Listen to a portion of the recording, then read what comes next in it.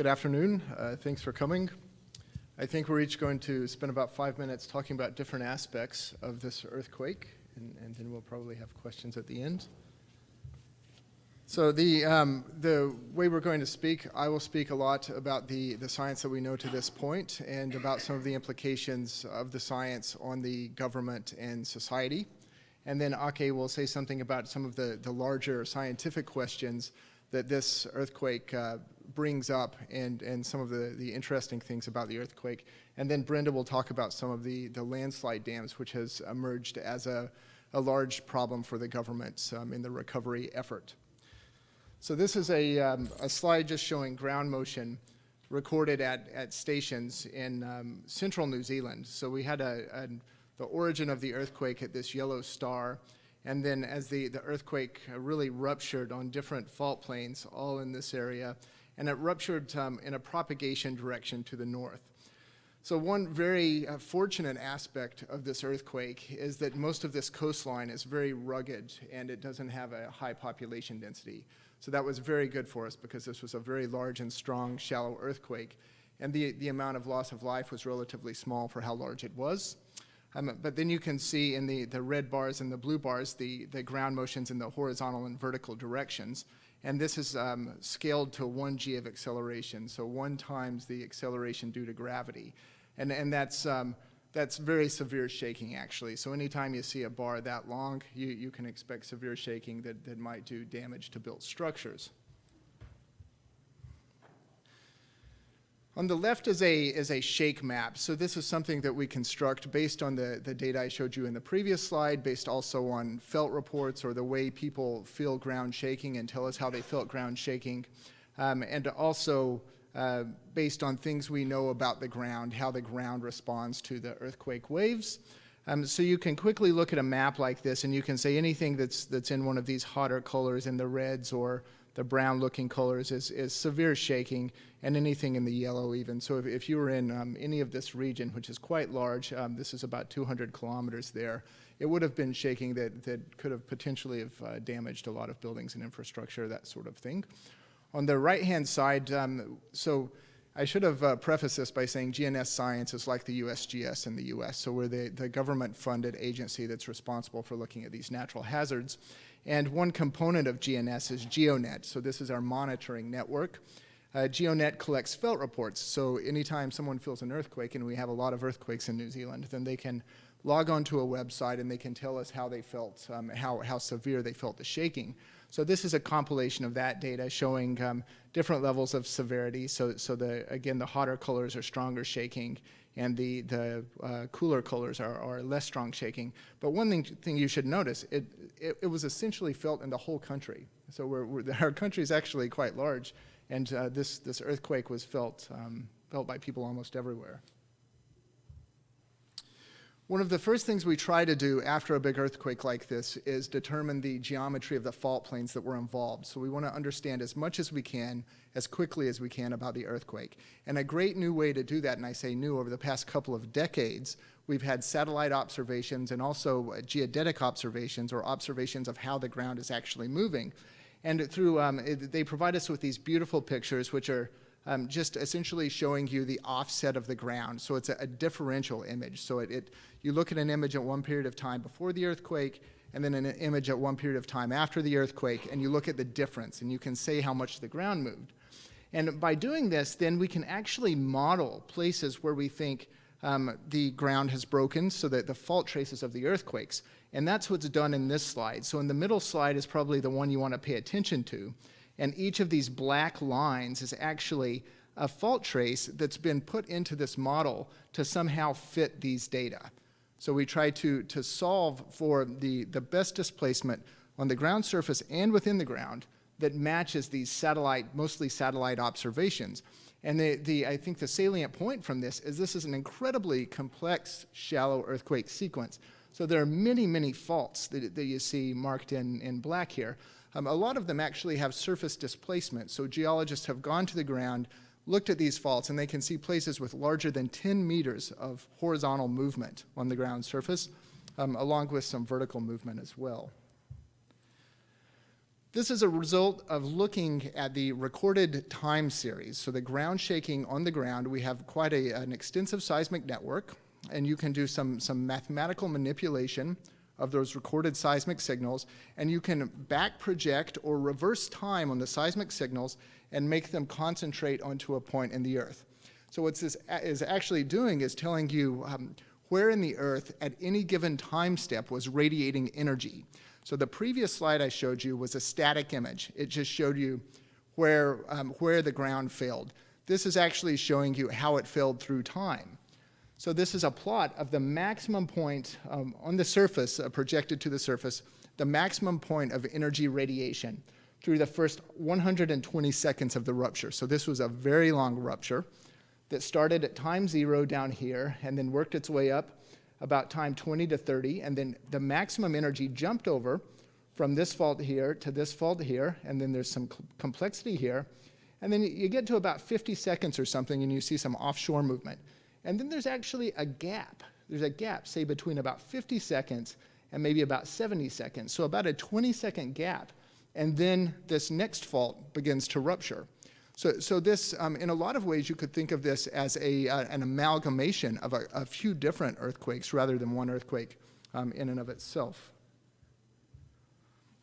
So this is the last slide I'm showing you, and this is what I consider one of the biggest wins we had in the whole process. So we, by being a government agency, we have very close ties to the government. And the government, in a situation like this, they enact their national crisis management.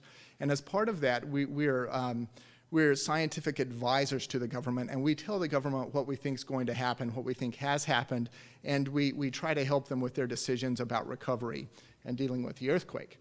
Well, something very interesting scientifically happened when the earthquake happened, and that's we started getting these slow slip events happening synchronously. So in the bottom right, you actually see an image of the North Island of New Zealand, and the earthquake we're talking about happened about right here. But near simultaneously with the earthquake, we noticed that the plate interface, or the very large megathrust fault, the fault that separates the Pacific and the Australian plates, started to deform in these areas almost immediately. And it was deforming like an earthquake, but a slow earthquake that doesn't emit measurable seismic radiation. Well, that's all fine and good, but we know through a lot of physical studies, numerical studies, things of the last 2 decades since these have been discovered, is that when you get these earthquakes, you can have an increased level of seismicity. So this made us think, wow, what's going to happen next? If we know we're having all of these slow slip events, and this particular one happened at 5 times the rate that we've ever previously observed it.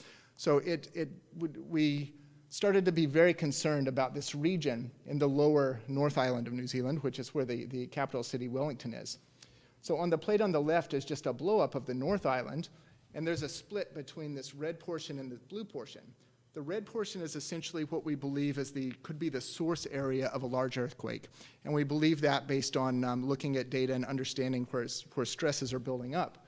So the big fear was then that having these slow slip patches right here was going to somehow allow nucleation of a very big earthquake going forward here. So based on that, we've actually generated some statistics for the government where we have one particular scenario where we've given the government a 5% chance in 1 year of having a magnitude 7.8 or greater within this greater area. All right, so I will probably leave it at that. So the summary of what I've just said is it was a complex earthquake that went from southwest to northeast. It triggered widespread movement on the subduction megathrust, which is the tectonic plate boundary. And we've generated probabilities for future scenarios based on the science that we've learned, a lot of it coming out of AGU for the past couple of decades. And we directly use this science input into the government decision-making process, which is very good to see.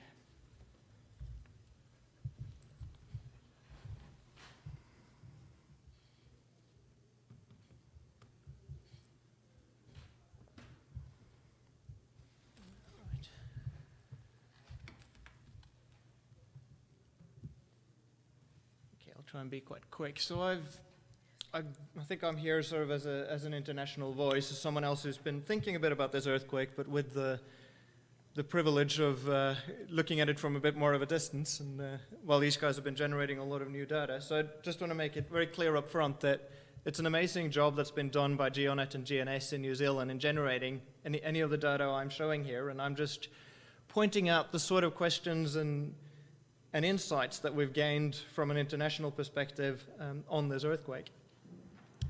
Because there's quite a few questions that are really unanswered about general seismicity, like do earthquakes know their size when they nucleate? There's a variety of slip speeds, and among other things, we've seen these offshore earthquakes that are slower than other earthquakes. I'm not now talking about the slow slip that doesn't generate seismic waves at all, but you get these events that are just that bit longer in duration than normal, but they seem to only be offshore. And then another question that we've really been wondering about is whether we can estimate seismicity and predict, or rather forecast, the size of earthquakes from the size of the faults they happen on. Or could smaller faults that would normally not be expected to create big earthquakes actually make some big ones? And this earthquake's really given us some new insights here. Firstly, it certainly didn't seem to know its size when it nucleated. It started with very small amounts of slip, and then as it propagated, it got much bigger further away from the epicenter. The epicenter had less than a meter of slip, we think, whereas Bill is discussing slips of more than 10 meters, 100 kilometers away from the epicenter. So it started small and got larger for some reason. These slow events, apparently, given this earthquake, which happened on shore on an incontinental crest, it's not only offshore that we get these slower events, because this event was slower than normal. You might have noticed that the initial magnitude estimates were all quite a lot smaller than the final ones. This is why.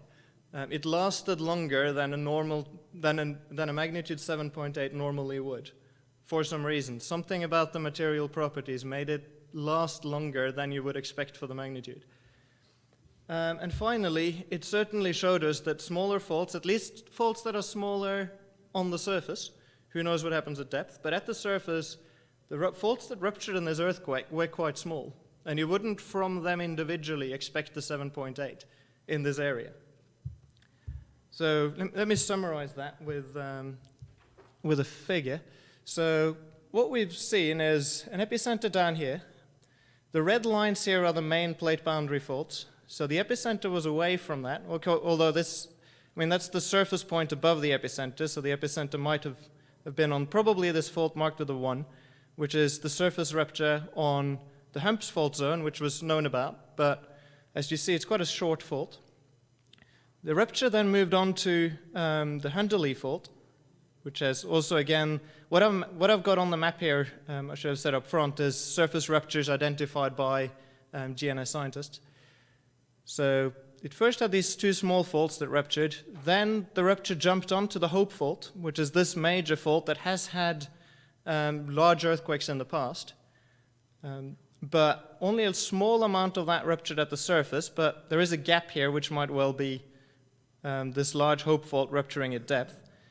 Then the most of the rupture happened on the Kaikoura fault, which is this reverse fault here, and its offshore continuation, which was mapped by NIWA scientists on that went here by ship and had a look at the seafloor. So clearly lots of small ruptures that add up to a big event. The other thing to point out here is the aftershocks. So what's in these orange dots are the first 1800 aftershocks. And there's hardly any south of the epicenter. Again, pointing out this northward propagation. So the rupture covered this area, and then the aftershocks have also then continued up north of that. So really showing this change in the rupture from small in the south, getting bigger as it moves to the north, and then putting stresses on this on the southern North Island and causing aftershocks in that area. And the other interesting point that's really come out of this earthquake is these slow slip events. So again, here's the aftershocks and the earthquake. Then north of that, there's this patch which is equivalent to a 6.9 magnitude earthquake in terms of amount of slip. And then there's another one up here, equivalent to a magnitude 7, with some smaller patches again to the north. There is some uncertainty in the exact areas here, but this is roughly what seems to be coming out of Laura Wallace's GPS data. And those slow slip events are happening around the stuck part of the plate boundary interface. So this earthquake was mostly in the hanging wall of the subduction thrust, so not really related to subduction, but more continental collision on the South Island. But slip has now moved on to the subduction thrust interface, but in the form of slow slip, which is slow sliding at centimeters a day kind of rates, as opposed to the meters per second you get in earthquakes. And those are occurring around the locked part of the plate boundary. So this is the part of the plate boundary that's stuck and probably storing up for a big earthquake one day. How big, we don't know because we haven't observed one. And then the material around that is acting in some different way where it's rather sliding slowly. And again, we don't know what that really does, but it seems that although these events happen quite often, this is not unusual, but what is unusual is that they're going at the same time and they're not happening at the time they were expected. They've been brought forward by this earthquake. Essentially, what I'm trying to, in 2D, what I'm trying to show you is there's a stuck plate interface. Below that, we're now seeing slow slip, and above it, we're seeing slow slip. What that means is uncertain, and these are recently discovered. Their slow slip events have only been known about for the last 20 years or so, and we're still not sure what the difference is between the material outside the stuck zone and in the stuck zone. And that summarizes what I wanted to say. And I'll pass on to the landslide.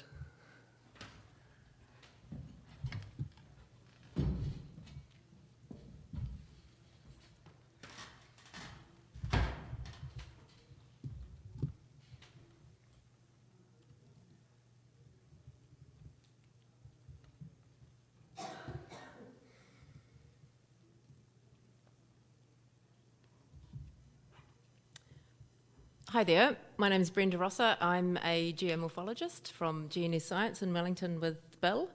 I'm in the Landslide team, so I've been working on the landslides that were triggered by the magnitude 7.8 Kaikoura earthquake. So first of all, I'm going to talk a little bit about some of the impacts of the landslides, then some of the reconnaissance work that we've been doing. We've been trying to put together an inventory of where all the landslides are, and then I'll talk a little bit about some of the landslide dams that were formed. So some of the impacts from the landslides. State Highway 1 is our main highway through the east coast of the South Island. Do I have a pointer? Oh, here. Okay, so this is our State Highway 1. So that is presently closed, and we thought it was going to be closed for months, but apparently they might have it open by Christmas. There's all the way along this section here is just covered in landslide debris. In this photo down here you can see it's actually moved the railway line. The rail line follows the State Highway 1, and the rail line's been moved off into the sea here. So the rail's going to be closed as well for a long time. And this area here was a seal colony, quite a famous seal colony where the tourists stop and see the baby seals, and we think that most of the seals voluntarily relocated. So they've gone somewhere else, hopefully. And we've had 25 properties from a small town of Goose Bay evacuated due to the risk of a landslide dam collapsing. And we also had several more houses evacuated in Kaikoura due to further rockfall risk.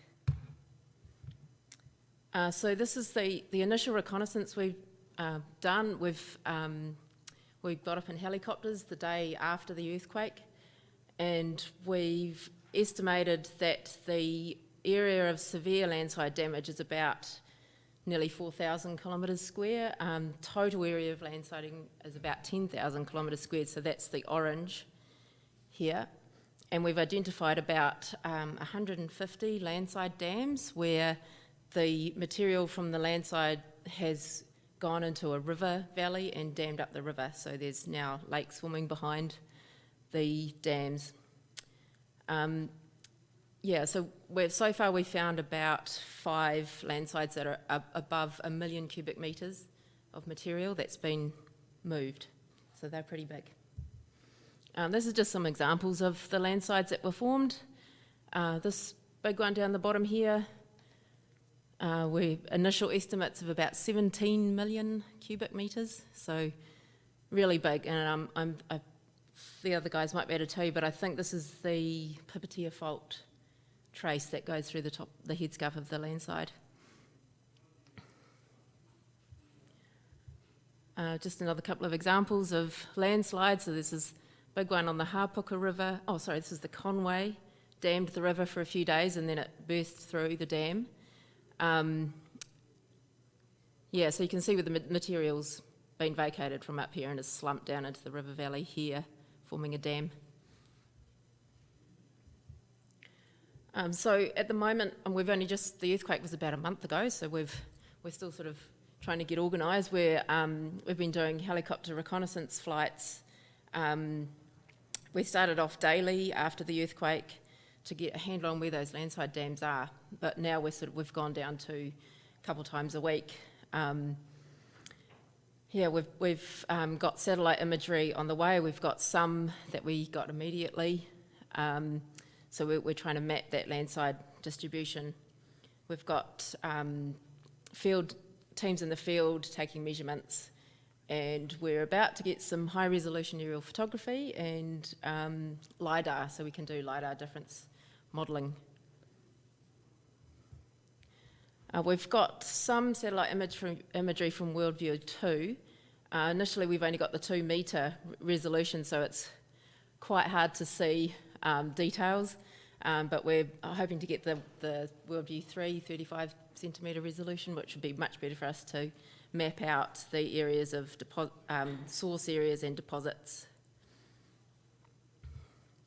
And we did some initial e-recognition or e-cognition of landslides just based on the spectral reflectance, but we're finding that they're not picking up the detail that we need to map. It's based on the brightness, and it's missing the bits of rafted vegetation that have come down the slopes as well. So it looks like we're going to be doing it manually at the moment. We've got some teams out the field at the moment making measurements, and just an idea of some scale. There is a person there. So that's the big one on the Pipitea Fault. So there's some of the landslide dams. We've identified about 150 of these dams, but we've been monitoring 11, and there's 4 that could be possibly hazardous to communities or infrastructure downstream. So we've been doing helicopter flights, photographing them, and we've been doing regular reports to the local government who manage these rivers. And this is just an example of the Towie River. So this is 2 days after the earthquake. Materials come from up there, deposited down in the river here, and you can see a small lake. And then a few days later, a week later, much bigger lake. The dam's still holding together. And then you can see the next few days later, it's starting to erode from the base, the landslide deposit, and then on the 4th of December, it broke through the dam here. It's by headward erosion. And a small flood went downstream, and luckily there was no damage to infrastructure or houses or anything down below. So the dams are with the landslides, the dams are the things that pose the most risk to society and people downstream. So we've been keeping a very close eye on those dams. We've done some modelling, which I'll show you in a second, but we've got, just yesterday the guys have started installing monitoring equipment on 4 of the dams. And then, as I said before, we had 25 households, or I think it was about 80 people evacuated from Goose Bay. And this is just an example of the modelling that some of the guys in my team have done. Initially, we didn't have any information or actual data, so we estimated the dam height, the dam size, and a lot of the parameters that go into the RAMS modelling. But since then, so this is why Goose Bay was evacuated, because this is the potential flood if that dam broke. Since then, we've been able to get into the field and make actual measurements, and we've been able to refine and reduce that area that we think would be likely to flood if there was a dam break. And that's it. Thank you. Okay, so we'll now open it up to questions from reporters in the room. Any questions?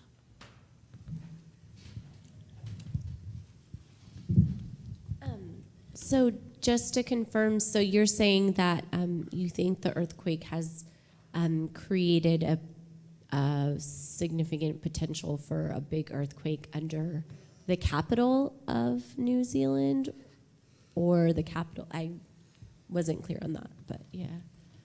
Yes, that's correct. So we typically, for the last few years, we've been releasing statistics based on aftershock forecasting after a big earthquake. So we know that there's an increased likelihood of large events anyway. Yeah. So anytime you have a big earthquake, you're more likely to have another big earthquake. But that, coupled to this increased slow slip activity, has made us think that those estimates are really at the lower end of what we actually might expect.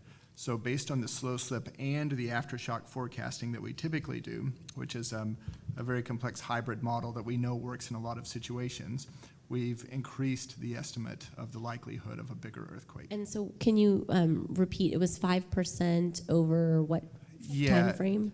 So for a M7.8 or greater, within the coming year, this was as of about a week ago, we gave it a 4.6% chance of happening. Okay. And that's based on domestic and international elicitation and quite a few different numerical analyses. That's in the greater area. That's not specifically under the capital. So the capital is in that larger area. But if you do get a magnitude 7.8 earthquake, as we've seen here, the rupture dimensions can be 150 kilometers. So it's covering quite a large area. So not specifically in Wellington, but Wellington is within the zone that's we think is heightened risk. Okay. Okay.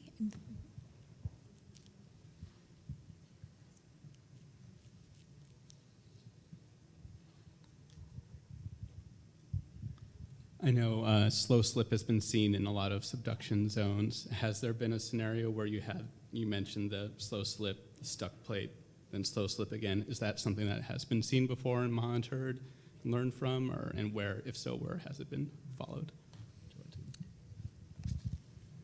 I can't think of anywhere else where we've seen deep and slow slip at the same time.